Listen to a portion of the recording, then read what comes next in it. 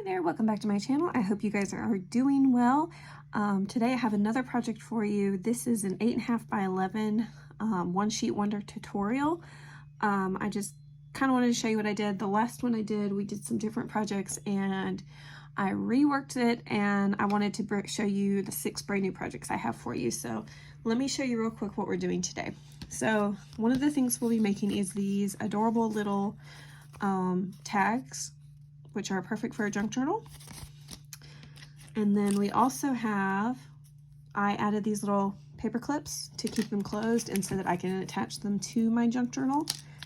And then inside of these are little flat cards. And on the other side, I use some of the paper to make, just to make it more decorative. And so, as you can see, these envelopes ended up being a little bit of a different size. I don't know what I did that I messed them up and did them a little bit different in size, but I will do my best to make sure that whenever we do the tutorial, they're the same size. So that's the other thing. I also made this little notebook. When I make these again, I'm probably going to use my cinch machine, but I just kind of wanted to show an example of what it looks like if you just do one of the little rings, those little binder rings. And I'm happy with the way it turned out. I think I do prefer using my cinch for something like this.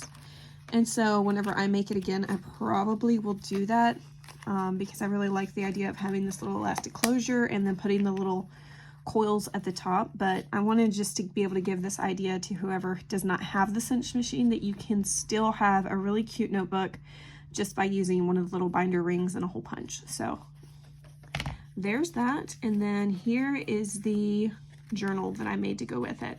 I love these little miniatures. This is a 3x3 size journal, and we've even got pockets on the inside where you could put a little tag, and then this is where I'm going to clip these little cards and envelopes.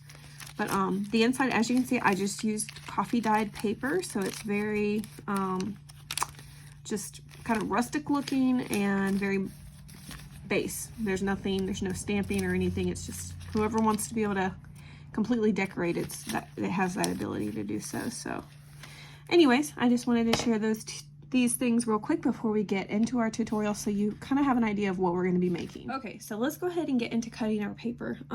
This is the paper I decided to choose. You're probably thinking, wow, Heather, could you have chosen an uglier piece? Probably, but I chose this because I really like the blue, and I actually like that it's kind of a plain print, and it gives us something easy to decorate with. So anyways, this is the one I chose. I chose it from this Park Lane Time Worn Textiles. I got this 8.5 by 11 pad of paper from Joann's. I noticed last time I was there, they have a lot of these new books that are 8.5 by 11 in size. And it's 180 sheets, and I got this on sale, so I probably paid like 12 bucks for it. But it's got all kinds of fun prints and stuff in it. So I actually, that last set I just showed you actually came from this, and it was the first one. So I just decided to go with blue. So some things you might need for this tutorial: you'll definitely need some chipboard.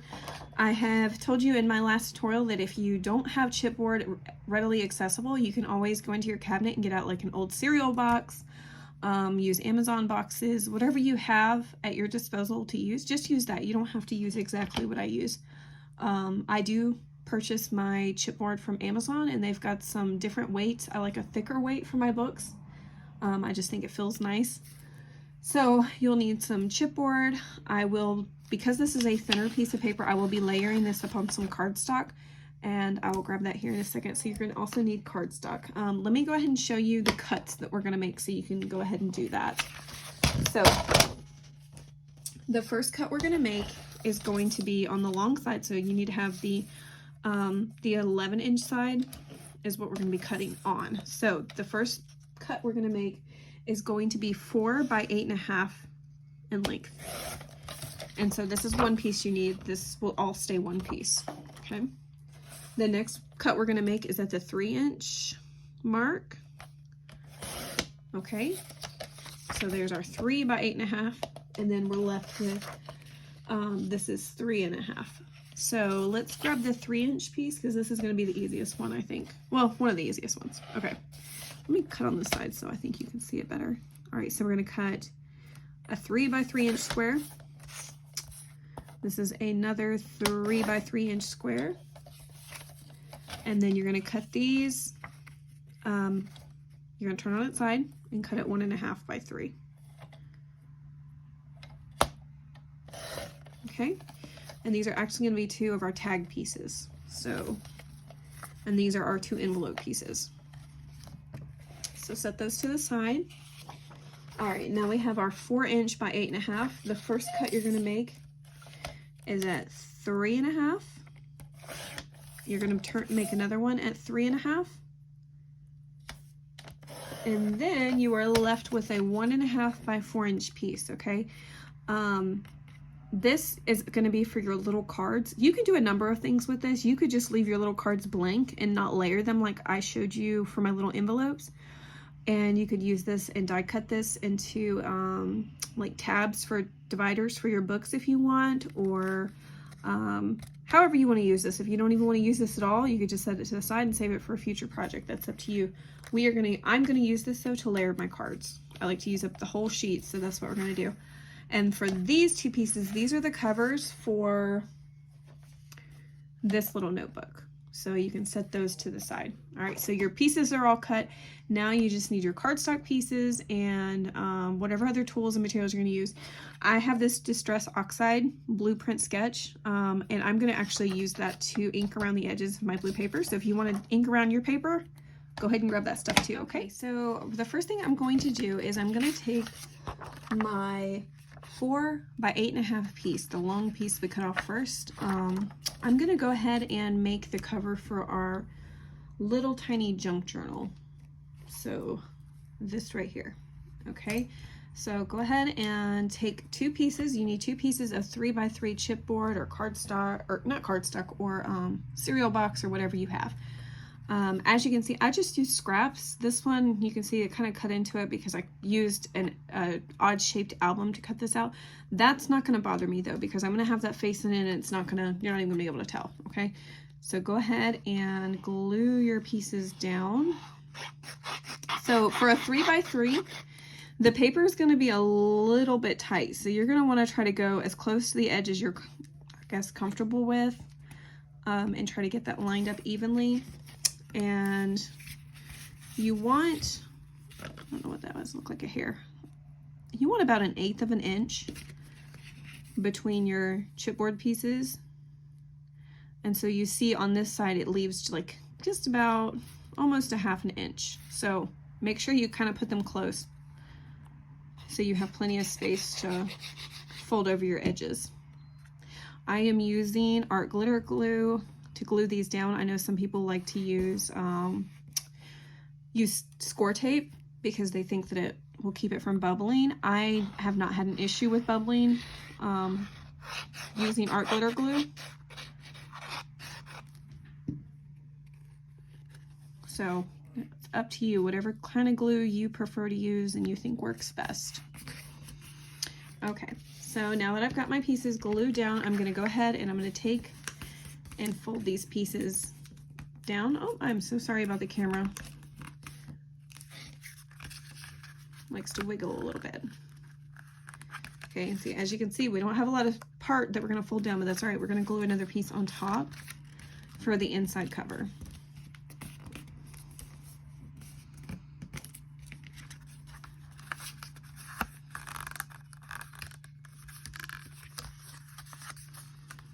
Okay, now we are going to cut the corners on these. I like to just kind of angle cut them. Don't cut too close, otherwise you're going to see that little corner peeking through. So, and if that happens, that is not a big deal because there's ways to fix that. One thing that I like to do is if I accidentally do that, I will take and I will use one of those metal corner round things. Tim Holtz makes some. Let me show you. One of these little things, they will cover up the corners if you have that kind of issue, okay?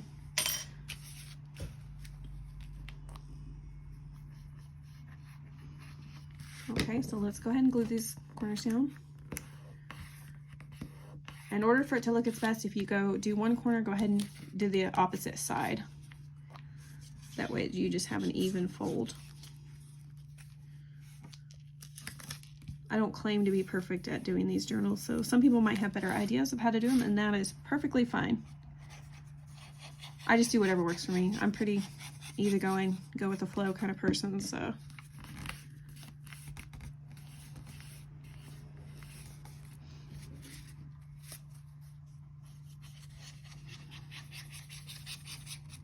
Okay. And this is a thin paper. So if you are worried about, let me just press it down better.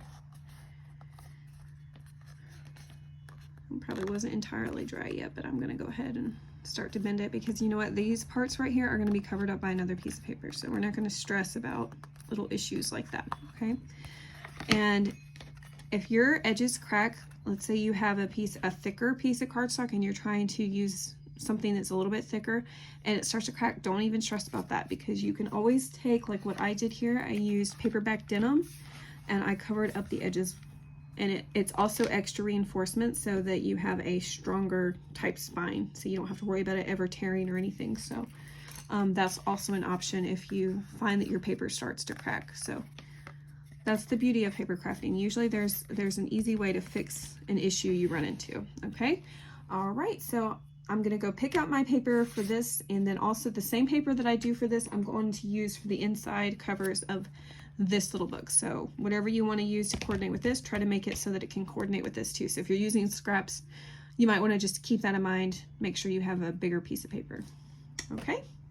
Okay, so now I picked out this blue striped paper. I actually have this in my stash. It's probably from a Maggie Holmes collection, honestly, I think, by the way it looks. But anyways, so I had this just thrown aside in my stash, so I was like, you know what, I'll go ahead and use that larger piece, and then that way I'll have enough for my two other book covers. So this is, because it's a thicker piece of paper, we're gonna have to, oh, there we go. Okay, kind of score it a little bit in order to fold it. And as you can see, I already distressed around the edges. I did that before gluing it down so that I could make sure I could get around all the edges, and then I went ahead and distressed around the cover. So now our little junk journal cover is complete.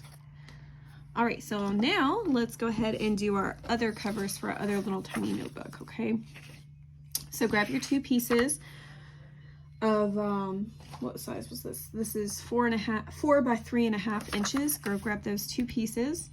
Get your chipboard. Your chipboard needs to measure 2.5 by 3 inches. I actually went about 1/8 of an inch above that. You can, if you want these to be the exact same size as your 3 by 5 cards, then you can just go ahead and cut it at 2.5 by 3 inches. But I like to have mine have a little edge around them. So these are actually, this is about a 3, let's see.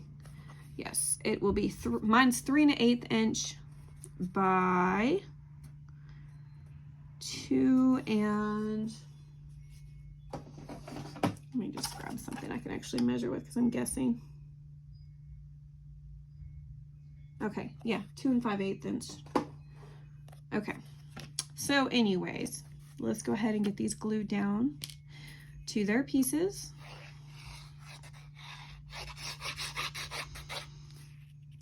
And we're gonna wrap the covers.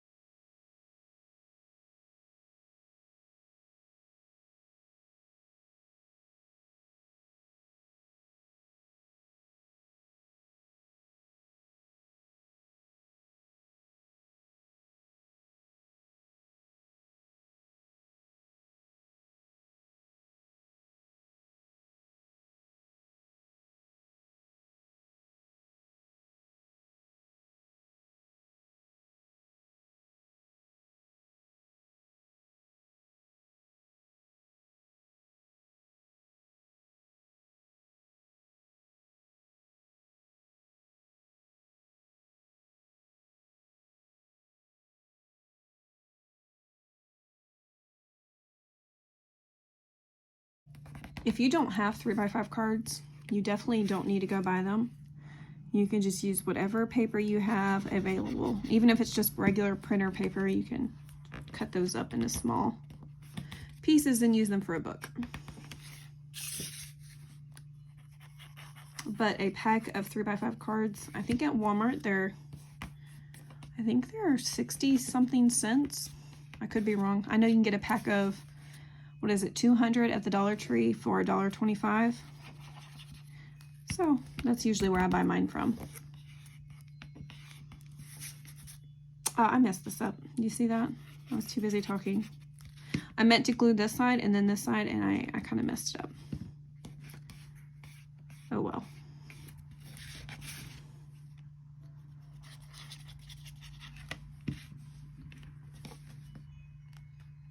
It's difficult to tell, but you can kind of tell like the corners on this one look a little bit wonky. That's okay. That's all right. We're not going to stress. Okay. So now you're going to need your little base part for that. I'm going to cut mine. I'm actually going to go ahead and cut it at 3 by 2.5 since I added an 1/8 to the cover, 1/8 of an inch to the cover. This should line up just the way I want it to. All right. Let's see how it looks. Oh yeah, that's a perfect size.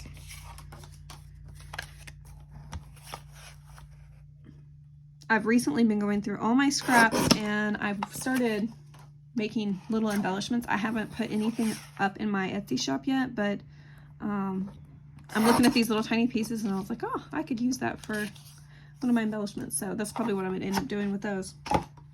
Anyways, okay, let's go ahead and get these glued down. You know what? Nope, before I glue them down, let's go ahead and ink the edges. Because otherwise you won't be able to reach the paper that very well.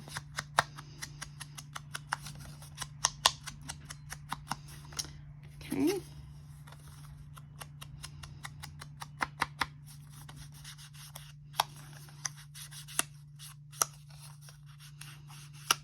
I really like this blue ink. It's very, I feel like it shows up more than all the other inks that I've used from them.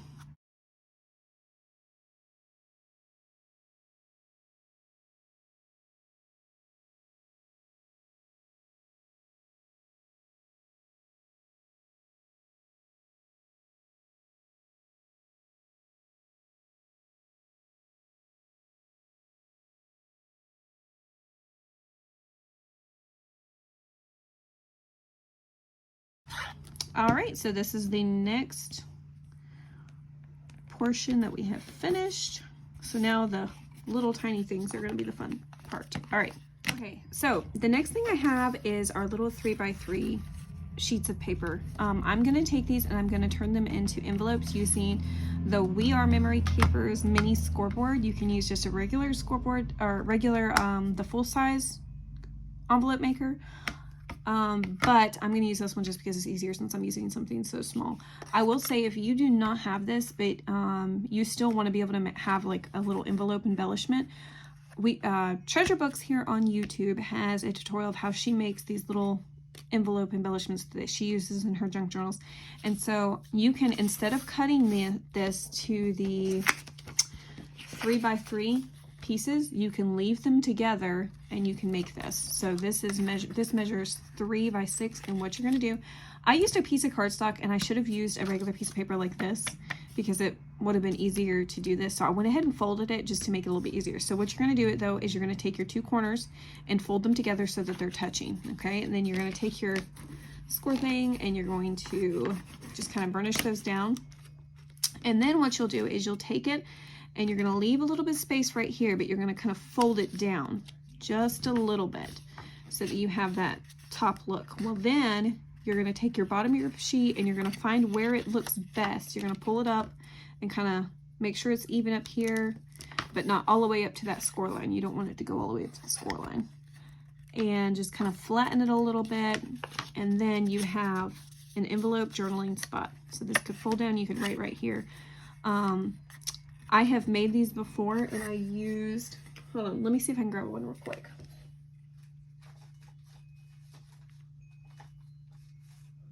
Okay, yeah, here's one that I have made before.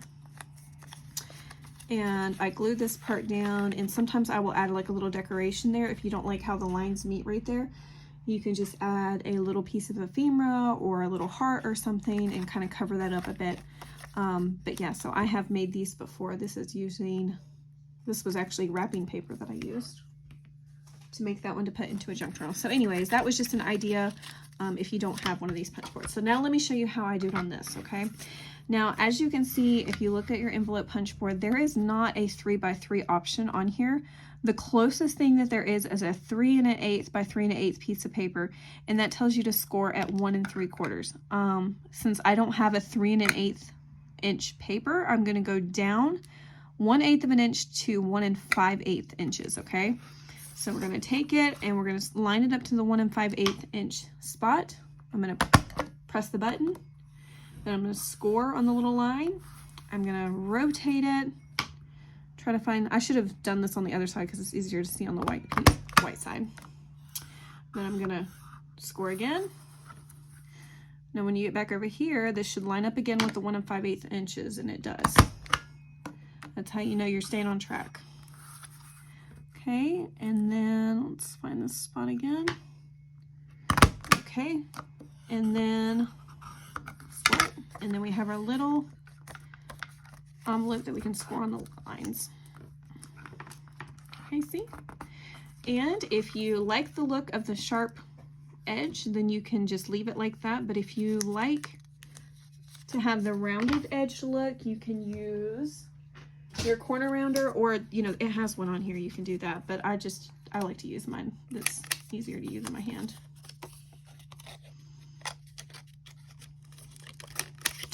So there you have it. There's our little envelope, and then we'll make our cards to match this size. So let me go ahead and do this one real quick. And this time I'm going to do it on the right side. So we're, like I said, 1 5/8 inch.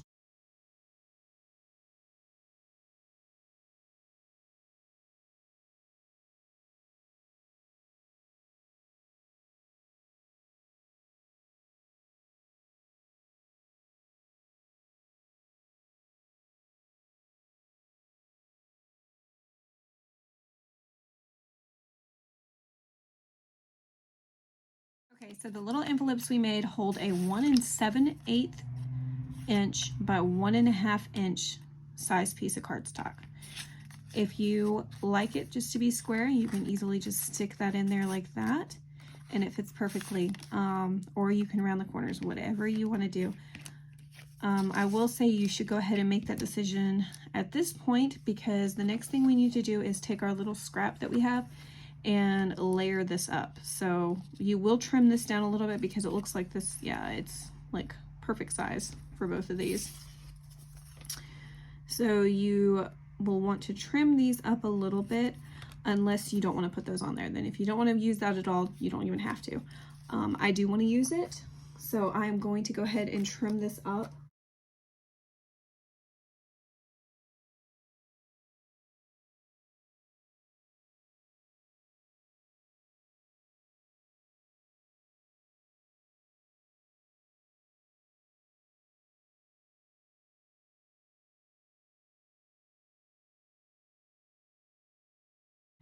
Okay, so let's go ahead and ink around the edge and see how it looks once we do that. Maybe that'll help me decide whether or not I want to actually corner round. If you corner round it, it slides into the envelope easier. I will say that.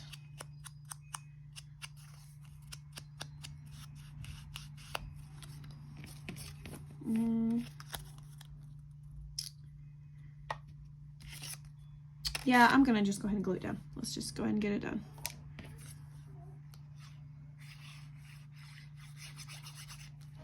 Okay. All right, so for sake of time, I'm gonna let you guys go ahead and do the other one all by yourself. Okay, so these little pieces are 1 1/2 by 3 inches. So I have right here a scrap strip of 1 5/8 inch wide white paper or white cardstock. So I'm gonna just trim this down to the size that I need. So it'll be 1 5/8 inch by 3 1/8. So let's cut one to 3 1/8, and then let's cut the other one to 3 1/8. Okay, there's our 2 pieces we need. And what did I do wrong? Okay. No, that wasn't 3 inches long. What size was that? Oh, it was 2.5. Okay, whoopsie. So let's trim that down a little bit better. So we're going to do 2 5/8 inches.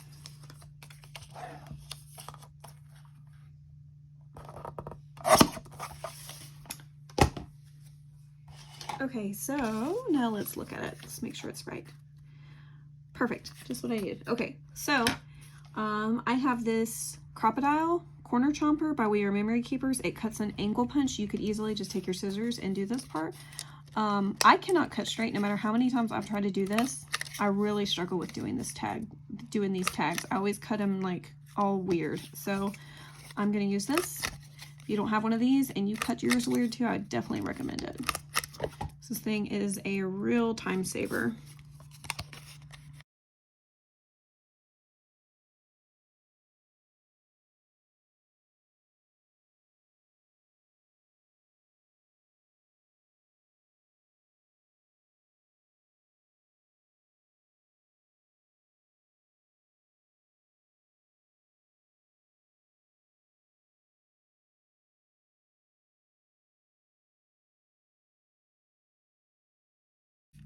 So anyways, so for these tags right here, I used my Crop-A-Dile and eyelet setter and made just this little eyelet thing with a little reinforcer on it. You don't have to do this. You can easily use a piece of ribbon and a stapler, and lots of people make them this way. In fact, that's actually probably how I'm going to do this one, and I'll show you. Okay, so I have my piece of ribbon. I'm just going to go ahead and trim this. You do not need a big piece of this. It's all about how big you want it though, so if you really want it to be huge, you can. I'm gonna just put a little dab of glue on here just so that it holds it in place while I staple it. So the glue adds a little bit of extra reinforcement to it too, but the staple will totally work without needing glue. I just like to hold it. Okay, so I just put over a little bit. There's a little bit of a loop at the top. And then I take my stapler and I just staple it right through that ribbon.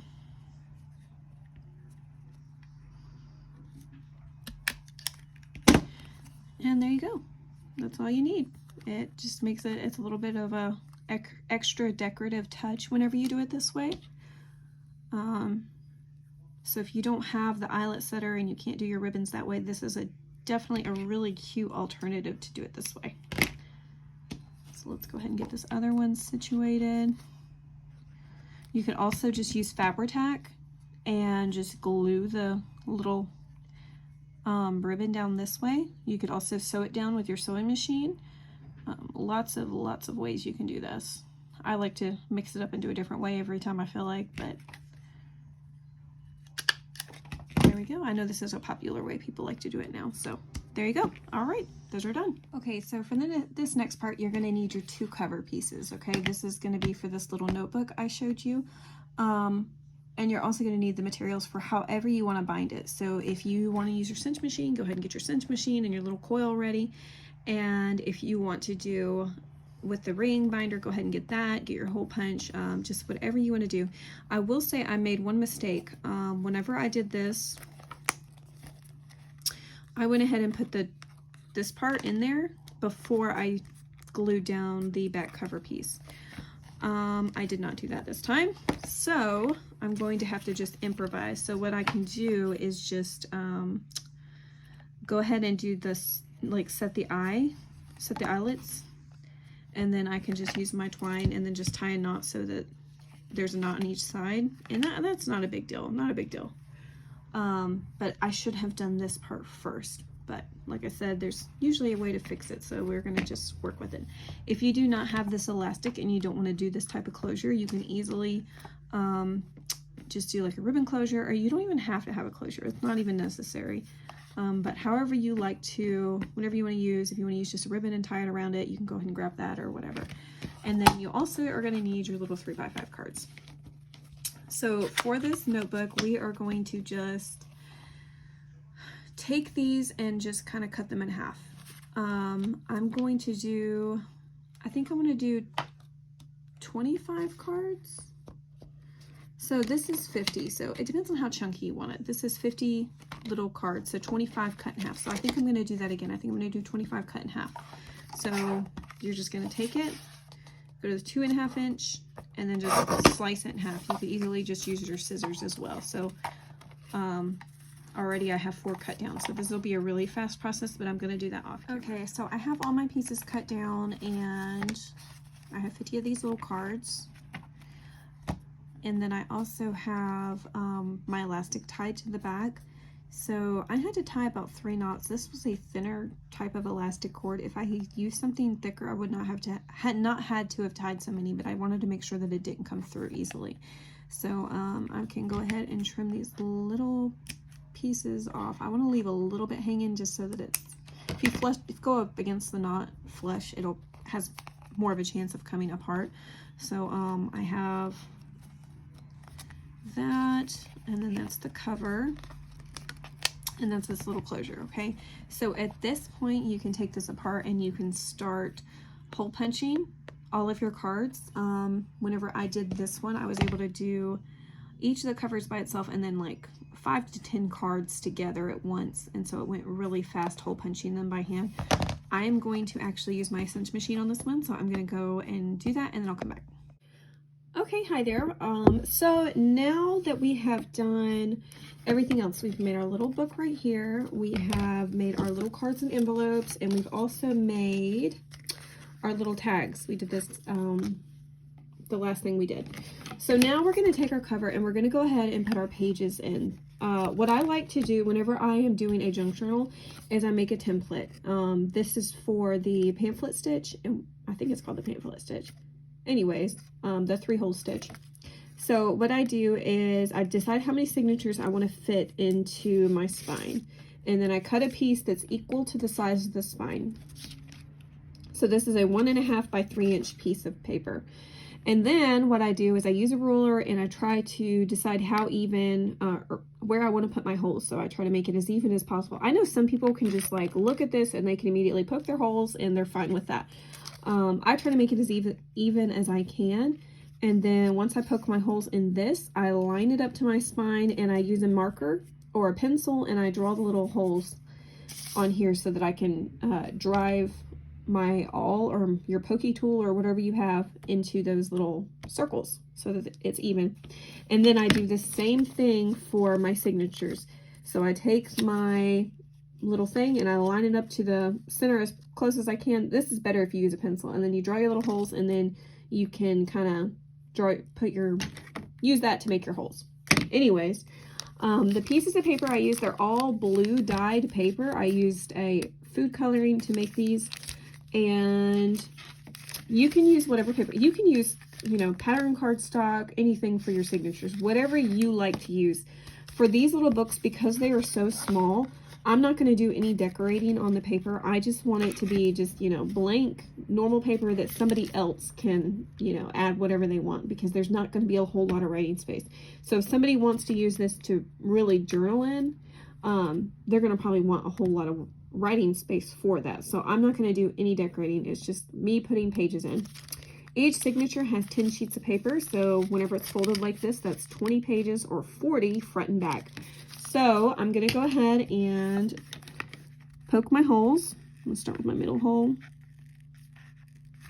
And you don't have to worry about these looking like really beautiful or anything, your holes. So I hate it whenever I drive my hole and then it's got like, you know, this puckered piece of paper sticking out.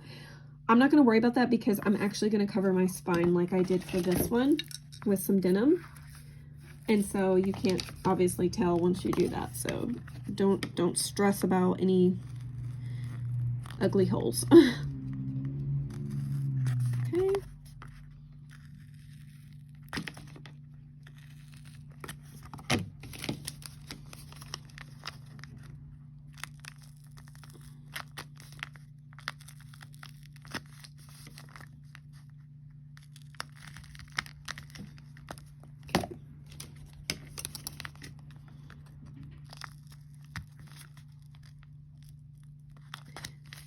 There are all kinds of stitches you can do for binding a junk journal. If you have never bound a junk journal before, I would definitely recommend looking up on YouTube junk journal binding.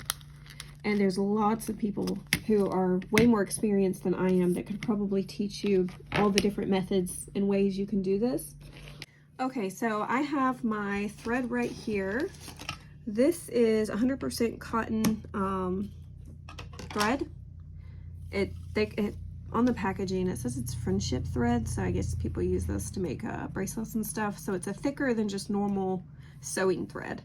So I'm going to use this to bind this. You can use whatever thing you prefer to use. Some people use wax thread, but this is, for something so small, I think this is plenty. So I'm going to go into the center hole for my first signature.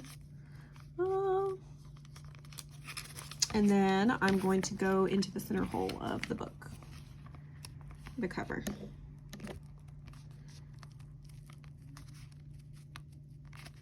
I don't know why this is having such a hard time going through. I don't think I poked my hole wide enough, but that's okay. All right. Now, when you pull it all the way through, you I like to leave a little bit more hanging down at the bottom because I'm going to tie some beads like I did for this one at the bottom. So if you like to do that, go ahead. If you don't, if you want to have a smaller little tie, you can. So, but I'm going to leave mine a little bit more length.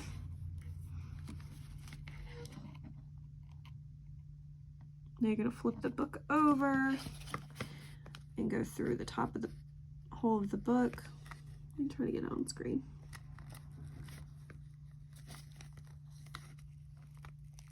Okay. As you can see, it didn't go through this top piece, but that's okay. I'll get it. All right. All right, and you can definitely tighten it here in a minute, but once you go through this middle one, you can tighten it up a little bit better so it's a little bit more secure.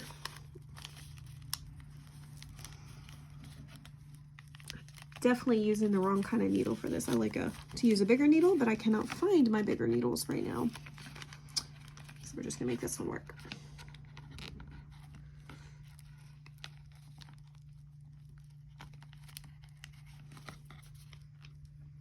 Okay, sorry, okay. All right, so now that's tightening that a little bit. Let's pull this one, make sure it's nice and tight. Okay.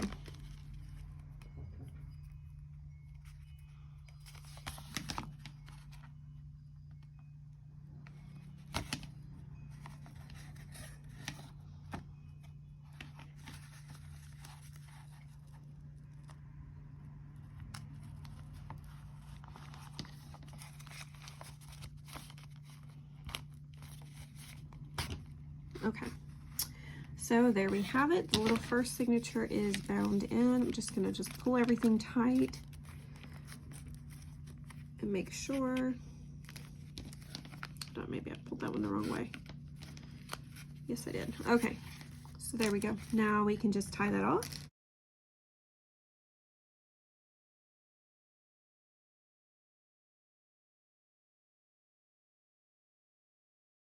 Okay. So, and then I have my two little tails down here that I can tie beads to. So that is the first signature that is tied in. And so we have plenty of space still for our second one. I like to have, this is about 1/2 inch on each side of my signatures, and that's just so that it has room to grow. Some people like to add a lot of stickers and pictures and different things. So in order for it to grow, I like to have a good amount of space between the signatures. So okay, well, I'm going to go ahead and do my other one, and then I'll be right back. Okay, so we have our signatures sewn in. I went ahead and added my little beads down to the bottom. I just added the beads onto the string and then tied little knots down underneath them so they won't fall off. I think I triple knotted these just to make sure they were really secure. Okay, so now what you're going to do, this next step is optional. That you have a couple things you can do. You can either, this is what I'm going to do, you can either take your seam binding and go ahead and attach it to the cover before you add your spine, attach it to the spine. So just add some glue there, and then you have it sticking out of your thing, out of your cover, so you can tie it. Or what I did on this one was I forgot to do it before I added this spine, so I just added a couple little eyelets, and then I attached my seam binding by knotting it right there and on the inside, so each one has a little knot. So if you want to just keep your seam binding in one piece, you can do it this way. If you don't have that eyelet setter, then you can do it this way too. Otherwise, some people I know will add before they add the inside piece to their cover, so the striped paper, they will add their seam binding or their ribbon or whatever you want to use for a closure. They'll add that first and then cover it up with the paper. So let me just go ahead and show you how I do this. I'm going to take my Fabri-Tac glue, since I'm working with fabric, and I'm going to just draw a line with the glue right through the middle. Okay, and then I'm going to line, let's see, find the middle of our seam binding, and then just lay it across flat. And I'll just hold that there for a couple seconds. Fabri-Tac is fairly quick drying glue. I really like working with Fabri-Tac. Okay, so we're just going to set that to the side for a minute and let that dry a little bit more. Okay, so now I'm going to take my spine back over here, and I'm going to add glue all over the spine. This is just what works best for me. You do you, whatever you like to do. If you just want to leave this open, you can even do that if you like. And then I'm going to try to lay this as centered as possible on top of my spine. I like to let this dry a little bit before I do too much more to it, so that it can get set in its right spot. And then I just go through and let's add a little bit of glue underneath this part, so it can lay flat right there underneath the spine.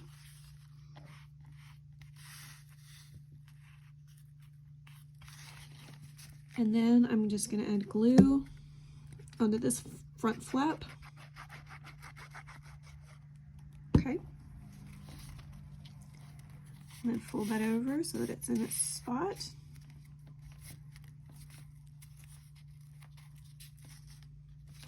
And then we'll go to the back.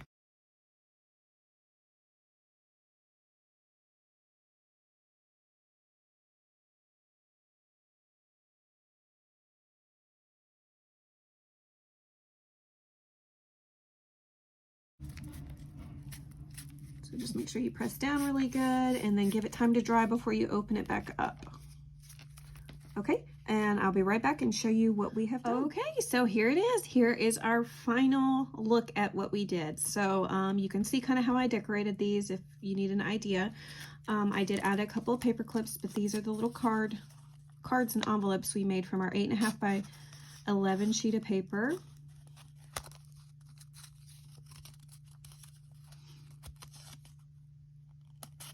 Okay, kind of wish I would have rounded the edges because that's a really tight fit, but anyways, so there is that. Here's our two little tags.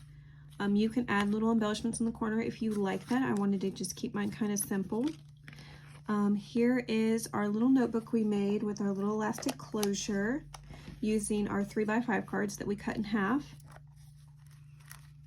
And there's lots of cards in here, so there's plenty of places to write.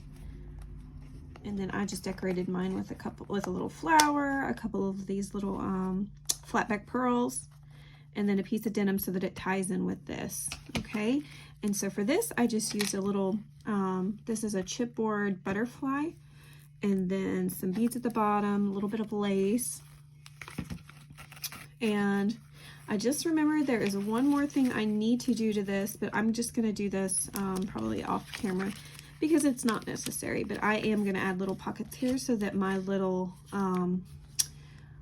tags can fit in the front cover, kind of like I did over here. Let me show you. I just added little pockets in there. So anyways, I will do that on this, but that is pretty much the end of this tutorial. I hope that you guys enjoyed it. I hope you guys are able to make some of these. If you do make them, I hope that you will tag me on Instagram. I do have an Instagram and the handle is in the description box. I would love for you guys to follow me on there if you'd like. And if you have not subscribed to my channel, I hope that you will, because I do plan on doing more of these videos. I'm going to do some different sizes. Next time I'm either going to do probably a 6x6 project or a 12x12 paper project. So stay tuned to my channel to see what I come out with next. I hope you guys have a wonderful day. Take care.